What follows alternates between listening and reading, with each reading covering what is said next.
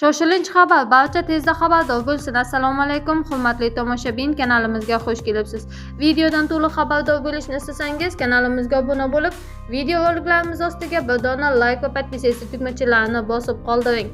Avtomobil yo'llarida harakatlanish tartibini yanada takomillashtirish, haydovchilarga qo'shimcha qulayliklar yaratish hamda ularni qiynab kelayotgan muammolarni bartaraf etishga qaratilgan hukumat qarori qabul qilindi. Bu haqda Prezident matbuot kotibi Sherzod Asadov xabar berdi.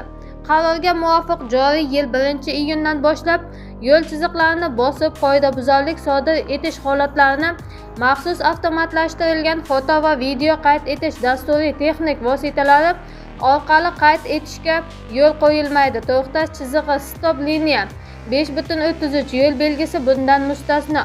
Ya'ni haydovchi chiziqni bosib olsa, bu qoidabuzarlik fotoradar yoki video kamera orqali qayd etilmaydi. Demak, avtomatik ravishda jarima yozilmaydi. Lekin YPX xodimi tomonidan aniqlanganda qoidabuzarlik o'rnatilgan tartibda rasmiylashtiriladi, deyiladi xabarda.